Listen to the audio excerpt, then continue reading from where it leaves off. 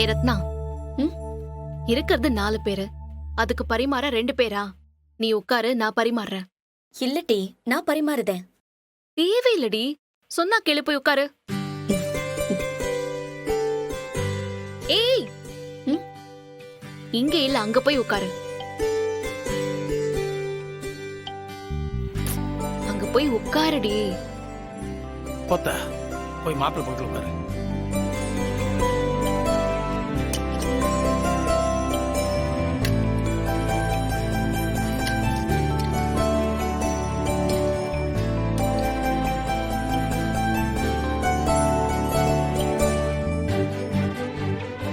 ஏ ரத்னா, இன்னும் கொஞ்சம் தள்ளி உட்காருடி.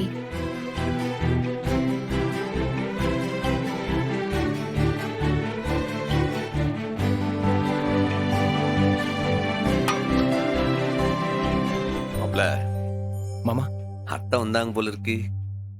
நான் வர வரைக்கும் கொஞ்சம் இருந்தா நானும் பார்த்துருப்பேன்ல அவங்கள. உடனே கிளம்பிட்டாவலாம். என்ன ரத்னா, நீ சொன்னியா? நான் தான் சொன்னேன் வெங்கடேஷ். வீட்டுக்கு தலை கட்டுனா அது அவன் தானே, அதான் சொன்னேன். அது ஒண்ணும் இல்ல மாமா. அப்பாவுக்கு உடம்புல 1000 பிரச்சனை.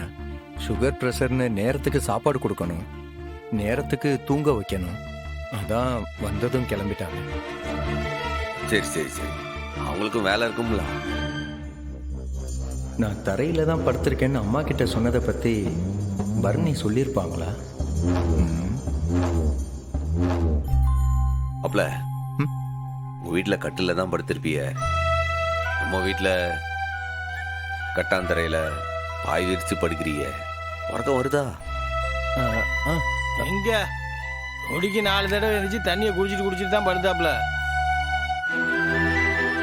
நான் கூட கேட்டேன், என்ன மாப்பிள்ள ஏதாவது முடியலையா அப்படின்னு. அதெல்லாம் ஒன்றும் இல்லை மாமா அப்படின்ட்டாரு. நான் என்ன சொல்றது? அது இல்ல மாமா. பாத்தீங்களா, அதுக்கு தான் உங்களை கட்டில படுக்க சொன்னோம்.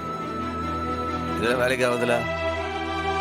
இல்லை, நீ கனியோட சேர்ந்து படுத்துக்க, நான் அப்பாவோட சேர்ந்து படுத்துக்குதேன். மாப்பிள்ள உள்ள கட்டில படுத்துங்க. ஆமா, உங்களுக்கு தரையில படுத்து பழக்கம் இல்லைல்ல, பேசாம ரூம்ல போய் படுங்க. இல்ல, பரவாயில்ல. ஏன் மாமா, தனியா படுக்க பயமா இருக்கா? ஏய், ஹே கனி, அவர் என்ன ஒன்ன மாதிரி நினைச்சியா? அவர் என்ன பச்சை குழந்தையா என்ன?